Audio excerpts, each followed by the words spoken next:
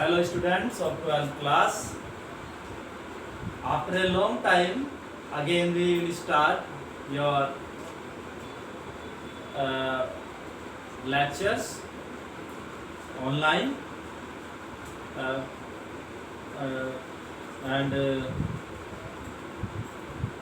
जैसा कि आप लोगों को पता ही है कि पिछली बार हमने जो लेक्चर्स लिए थे वो YouTube की हेल्प से लिए थे और YouTube की हेल्प से लेक्चर लेने पर बच्चों को कुछ प्रॉब्लम्स भी क्रिएट हुई। तो उनका ये कहना था कि जो हमारे डाउट्स है तो वो हम ऑफलाइन उसमें पूछ नहीं सकते। तो इसके लिए हमने एक तरीका चूज़ किया है। तो हम वीकली 1-2 क्लास लाइव भी रखेंगे जूम ऐप के थ्रू। तो इसलिए लगातार आप वीडियोस देखते रहिए और जो आपका आर्टिकल्स का टॉपिक होगा, न्यूमेरिकल टॉपिक होगा, वो आपका ऑन द बोर्ड कराया जाएगा यूट्यूब की हेल्प से। और जो बाकी आपका डिस्कशन पार्ट होगा वो आपका जूम ऐप के थ्रू कराया जाएगा, ठीक है ना। और यदि आपको ये बात सही लगी हो तो कमेंट कर यस जरूर लिख कर भेजिएगा, अपने कमेंट दीजिएगा। चाहे मेरे पर्सनल नंबर पर आप कमेंट करिएगा या आप यूट्यूब पर भी कमेंट कर सकते हैं। बट ये याद रखिएगा, आपसे मैं जो है आपका एक रिपोर्ट कार्ड फॉर्म करूँगा, रिपोर्ट कार्ड बनाऊँगा जिसमें आपके डेली जो आपके डेली की जो परफॉर्मेंस होगी उसे रिकॉर्ड करूँगा। तो इसके लिए आपको 2 काम करने हैं। आपको करना क्या होगा कि वह मेरे पर्सनल व्हाट्सएप नंबर पर आपको एक तो अपना नाम लिखकर डेली आपको मैसेज करना है और दूसरा उसमें एक साथ आपको ये भी करना है कि जो मेरे लेक्चर डेली अपलोड होगा उसका जो फर्स्ट 2 वर्ड्स होंगे मेरे लेक्चर के, वो 2 वर्ड्स आपको कोई 2 वर्ड्स या जो टॉपिक मैंने डिस्कस किया है उसमें से कोई भी एक पर्टिकुलर लाइन आपको लिखकर भेजनी है, जिससे कि ये कंफर्म हो जाए कि आपने मेरी वीडियो कंप्लीटली देखी है। तो सभी को 2 काम करने हैं। एक तो आपको अपनी प्रेजेंस शो करनी है व्हाट्सएप पर, आपको कमेंट करना होगा और उस कमेंट में साथ में आपको एक ऐसा पॉइंट भी लिखकर भेजना होगा जिससे कंफर्म हो जाए कि आपने ये वीडियो देखी है। इसका आपको बेनिफिट मिलेगा बाद में, ये ध्यान रखिएगा, चाहे वो प्रैक्टिकल्स के मार्क्स की बात हो या कुछ और पार्ट हो, ठीक है ना। तो ये ध्यान रखिए, मैं पूरा रिपोर्ट कार्ड आपका इस वक्त बनाऊंगा मंथली डेली रिपोर्ट का, तो आप ध्यान दे इसे करिएगा। तो जैसे कि पिछली बार हमने जब आपको फिजिक्स का कुछ टॉपिक कराया था तो उसमें जो लास्ट टॉपिक आपका था तो उसमें हमने गॉसिस थ्योरम स्टार्ट की थी और उसके बारे में काफ़ी इंट्रोडक्शन मैंने दिया भी था कि कैसे हम गॉसिस थ्योरम को स्टार्ट करेंगे और क्यों हमें उसकी ज़रूरत पड़ी थी, ठीक है ना। तो यहाँ पर मैं स्टार्ट करता हूँ एक छोटा सा टॉपिक और जहाँ तक होगा तो मैं सोच रहा हूँ कि कल आपकी एक जो है लाइव क्लास ले ली जाए। आज पॉसिबल नहीं था, ठीक है ना। तो कल जहाँ तक हो सकेगा पॉसिबल होगा तो मैं आपकी जूम ऐप पर कल लाइव क्लास भी लूँगा, ठीक है। तो तैयार रहिएगा। तो आज हम स्टार्ट करते हैं गॉसिस थ्योरम। तो देखिए, आपको एनसीईआरटी के अकॉर्डिंग चैप्टर्स में थोड़ी सी प्रॉब्लम हो भी रही होगी, तो मैंने आपको बताया भी था कि किस तरीके से मैंने अपने टॉपिक्स का डिवीज़न किया है। चूँकि सीबीएसई ने सिलेबस को भी रिड्यूस किया है तो अभी बेफिक्र रहिए, जो टॉपिक्स आपके रिड्यूस हुए हैं उन्हें मैं आपको बताता चलूँगा और यदि पॉसिबल होगा तो उन्हें कराएंगे, अदरवाइज उन्हें छोड़कर चलेंगे, ठीक है ना। तो अभी आप बनिए, उसकी जो टॉपिक्स रिमूव किए वो भी आपको फोटोकॉपी आपको भेज दी जाएगी व्हाट्सएप के थ्रू। तो चलिए आज स्टार्ट करते हैं गॉसिस थ्योरम। तो इस बात का ध्यान रखिए कि गॉसिस थ्योरम के बाद उसमें क्या आपका पोटेंशियल दिया गया है, बट मैं पहले ही पोटेंशियल करा चुका हूँ, उसका बेनिफिट आपको देखने को भी मिलेगा।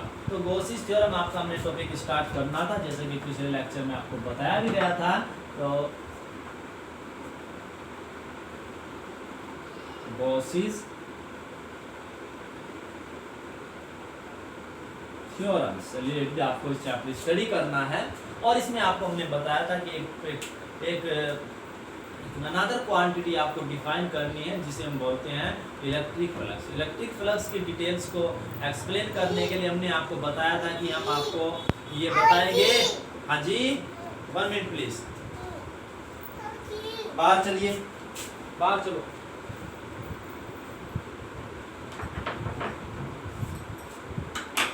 चलिए,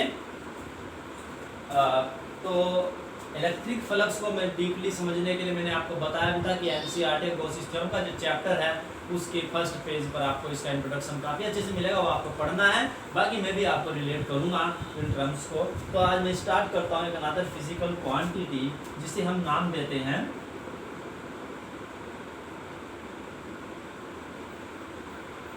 एरियल वेक्टर, और कुछ बुक्स में इसे बोल दिया जाता है और एरिया वेक्टर।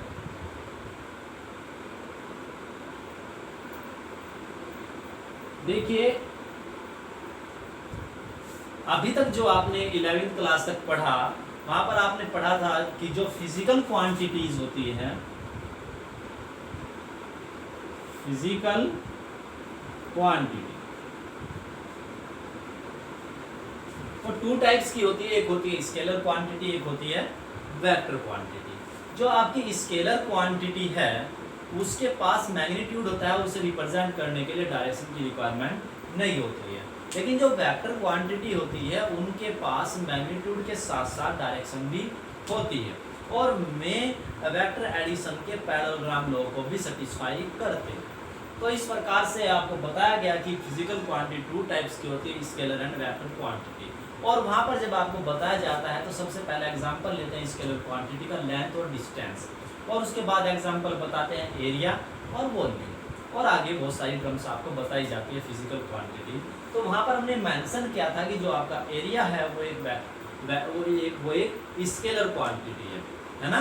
तो अब आप देखिए यहाँ पर हम लिख रहे हैं एरिया वेक्टर, यानी कि इसका मतलब हो गया कि यहाँ पर हम एरिया को क्या कंसीडर कर रहे हैं, वेक्टर क्वांटिटी। देखिए इस डाउट को क्लियर करने के लिए मैं आपको बताता हूँ कि एरिया एक स्केलर क्वांटिटी है, बट यहाँ पर प्रॉब्लम जो आप फेस करोगे उस प्रॉब्लम में आपका जो एरिया है वो ऐसे बिहेव करेगा जैसे कि उसके पास अपनी एक डायरेक्शन हो।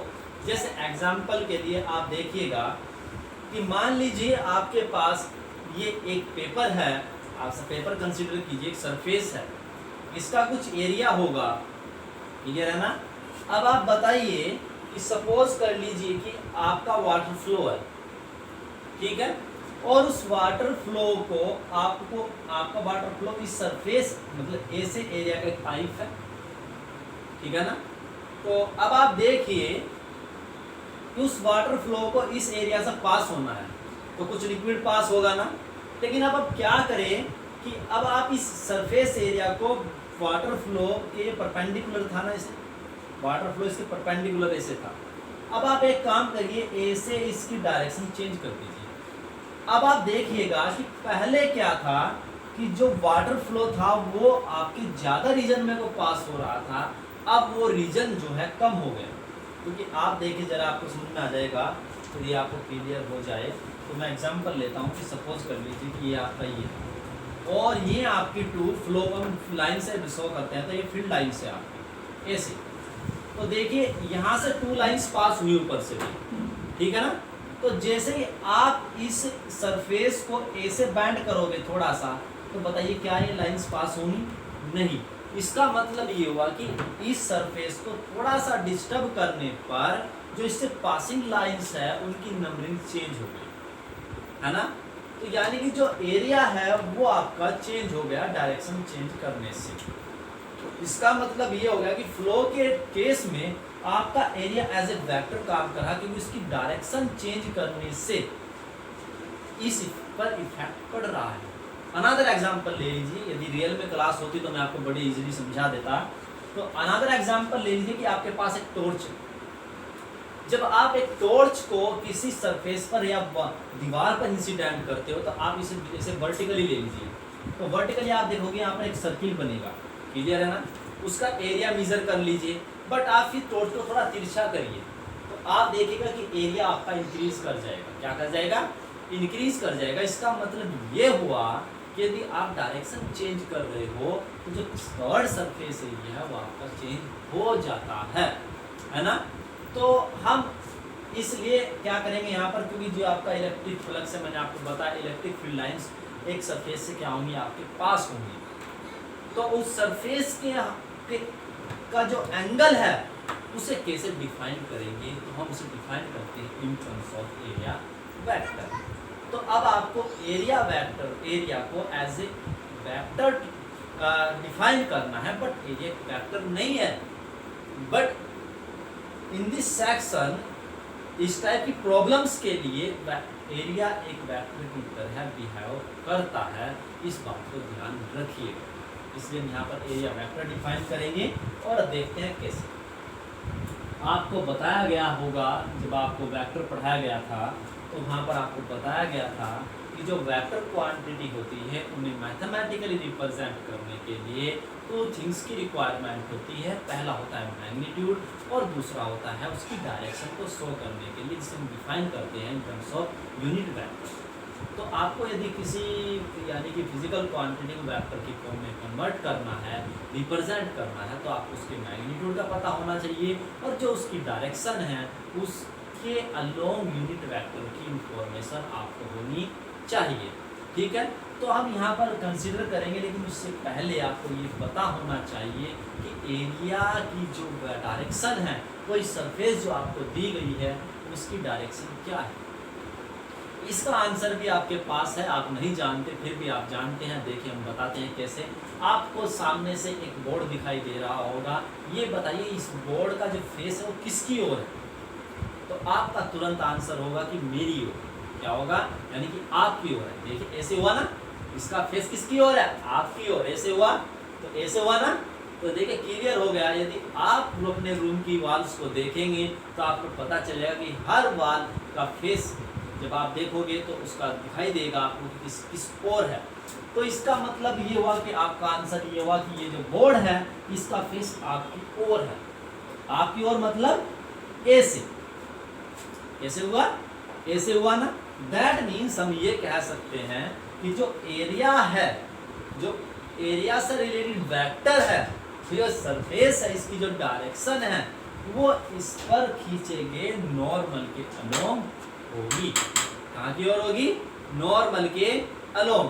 तो आप देखिए इसकी जो डायरेक्शन है वो इस पर खींचे गए आउटवर्ड नॉर्मल के अलोंग होगी। इस बात को ध्यान रखिए। आउटवर्ड नॉर्मल मीन्स बाहर की ओर और नॉर्मल मीन्स परपेंडिकुलर। आपको इस पर एक लाइन ड्रॉ करनी है और वही इसके सरफेस की डायरेक्शन को शो करेगी। तो देखिए कैसे हम सबसे पहले कंसीडर करते हैं एक प्लेन सरफेस। क्या कंसीडर करते हैं, प्लेन सरफेस। तो प्लेन सरफेस इसलिए लेंगे क्योंकि प्लेन सरफेस पर यदि आप कोई भी पॉइंट कंसीडर करोगे तो सभी पॉइंट्स पर जो नॉर्मल होगा वो सेम डायरेक्शन में होगा। तो ओवरऑल सरफेस पर हम एक ही यूनिट वेक्टर डिफाइन कर सकते हैं। बट यहाँ पर एक अनदर पॉइंट देखिए, ये आपके पास एक सिलेंड्रिकल शेप में, अप्रोक्सीमेट सिलेंड्रिकल शेप में एक मार्कर है। यदि आपसे पूछा जाता है कि इसके एरिया वेक्टर की डायरेक्शन बताइए, तो बताइए यहाँ पर आप कोई पॉइंट लोगे तो इधर हो जाएगा, यहाँ पर पॉइंट लोगे तो इधर हो जाएगा। तो इसका मतलब ये है कि पॉइंट टू पॉइंट मूव करने पर इसकी सरफेस पर आपका जो एरिया है उसकी डायरेक्शन लगातार क्या हो रही है, चेंज हो रही है। तो इसलिए सिंगल वेक्टर से हम डिफाइन नहीं कर सकते। तो यहाँ पर हम तो एक पॉइंट के फॉर्म में एरिया को डिफाइन करते हैं। ये क्लियर कर लीजिएगा, बहुत इंपॉर्टेंट पॉइंट है, क्योंकि हम जब भी आर्टिकल करेंगे तो यही हमें कंसिडर करना होगा। वहाँ पे इजी या डिफिकल्ट होगा आर्टिकल, ये इसी बात पर डिपेंड करेगा। ठीक है ना। तो यदि point two point direction change हो रही है तो आपको एरिया इतना छोटे से छोटा कंसिडर करना होगा कि जिसके हर पॉइंट पर आप ये कंसिडर कर सको कि जो इसकी डायरेक्शन है वह सेम है। ठीक है, तो इसलिए यहाँ पर आप स्मॉल डी ए भी कंसिडर करोगे, डिफरेंशिएशन वाला। क्लियर है ना। तो चलिए सबसे पहले कंसिडर करता हूँ एक प्लेन सरफेस। सपोज कर लीजिए कि आपके पास एक प्लेन सरफेस है,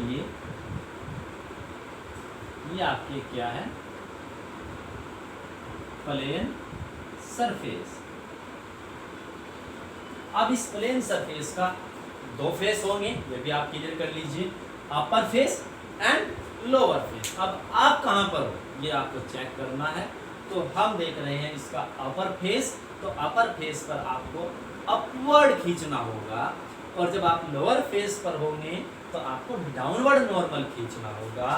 तो कंसीडर कर लीजिए कि जो इसका एरिया है, जो इसका एरिया है वो कितना है, ए। तो यहाँ पर देखिए इस पर एक नॉर्मल ड्रॉ कर दीजिए किसी पॉइंट पर। यहाँ पर हमने एक नॉर्मल ड्रॉ कर दिया, आप चाहे तो ऐसे ही कर सकते हैं। तो ये जो नॉर्मल हुआ ये आउटवर्ड हो गया, तो नॉर्मल, तो हम इसे बोल रहे हैं ये आपका हो गया नॉर्मल। तो जो इसके अलोंग आपका यूनिट वेक्टर होगा उसे हम बोल देंगे यहाँ पर एन कैप। क्या बोल देंगे? N cap. तो अब आप देखिए जो ये एरिया है, इस सरफेस का जो एरिया है उसकी जो डायरेक्शन है वो एन कैप हो गई और जो मैग्नीट्यूड है वो ए हो गया। और आपको वेक्टर की डेफिनेशन पता है कि जो वेक्टर होता है आपका उसके पास टू थिंग्स होती है। तो vector A is equal to vector A का मैग्नीट्यूड एन इंटू एन। तो अब आप बताइए कि इसकी डेफिनेशन क्या होगी। That is the area vector is defined as the product of the magnitude of the area of that surface and the unit vector along the outward normal of that surface. Clear है ना? तो बस इसे आपको define करना है, language में लिखना है, अदरवाइज आपका कंसेप्ट वही है जो आपने पहले 11th क्लास में पढ़ा था। ठीक है नहीं?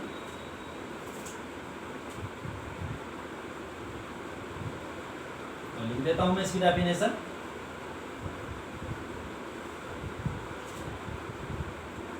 The area vector of a surface is defined as the product of the area of that surface and the unit vector along the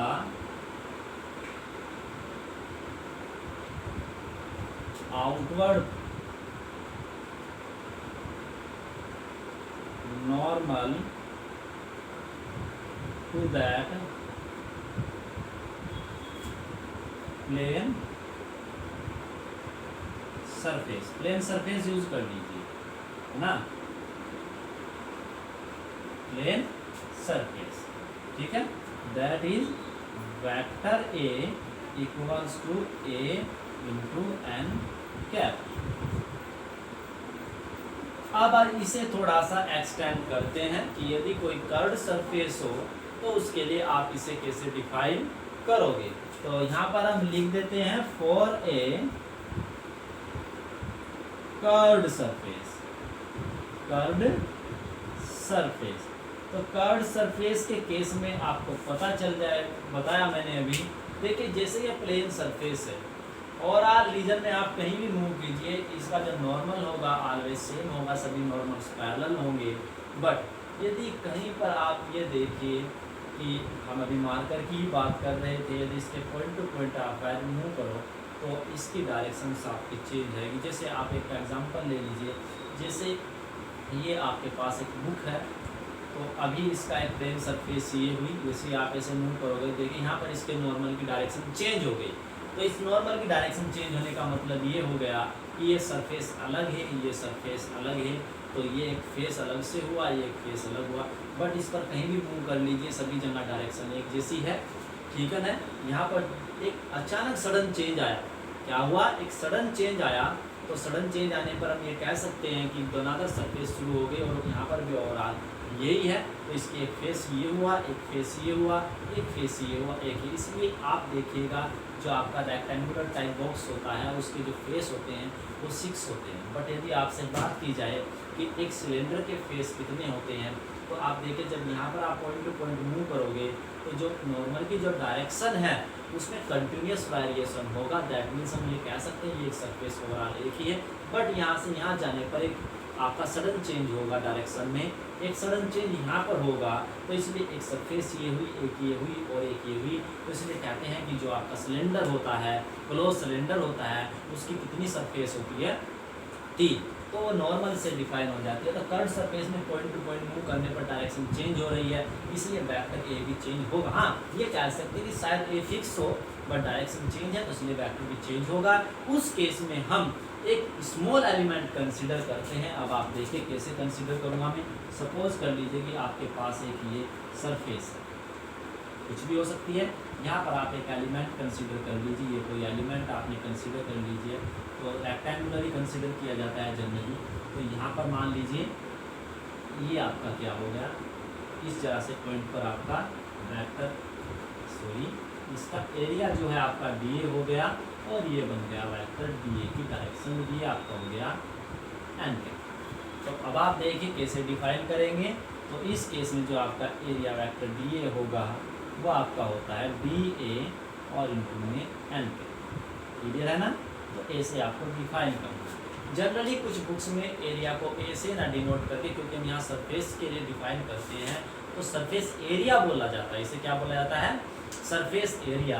तो कुछ बुक्स में इसे DS या S से भी डिनोट किया जाता है। तो ये कोई डाउट वाली बात नहीं है। आप याद रखिएगा कि DS हो चाहे DA हो, आपका ऑलवेज एक एरिया को ही डिनोट करेगा। ठीक है ना। तो यदि टोटल एरिया आपको कैलकुलेट करना हो इस सरफेस का, तो ओवरऑल हम यहाँ पर क्या कर देते हैं, इंटीग्रेशन कर देते हैं और उस प्रकार से हम उसका एरिया क्या कर लेते हैं, कैलकुलेट कर लेते हैं। तो ये तो हुआ आपका एरिया वेक्टर से रिलेटेड कुछ बातें। ठीक है नहीं। तो ध्यान रखिएगा, इससे हमें सरफेसिस के बारे में, फेसिस के बारे में नॉलेज मिलती है। तो आज के लिए इस वीडियो में इतना ही। कल हम नया टॉपिक स्टार्ट करेंगे। उस टॉपिक में आपको थोड़ा सा यदि आप कोशिश कर सके तो एंगल और सॉलिड एंगल के बारे में थोड़ा पढ़िएगा। एंगल की डेफिनेशन क्या होती है उसे पढ़िएगा। उससे रिलेटेड कुछ प्रॉब्लम मुझे आपको करानी है। तो ओके, थैंक यू। पर ध्यान रखिए कि आपको डेली वीडियो देखने पर और डेली अपनी प्रेजेंस देने के लिए कमेंट करना होगा। अदरवाइज़ आपके रिपोर्ट में मैं आपके एब्सेंट लगाऊंगा, जिसका आपको जो प्रॉब्लम फेस करनी होगी और आपको जो भी प्रॉब्लम्स होगी उसका कुछ ना कुछ इफेक्ट आप पर जरूर पड़ेगा प्रैक्टिकल एग्जाम्स में। Okay, thank you for watching this video and subscribe my YouTube channel more and more. Okay, thank you.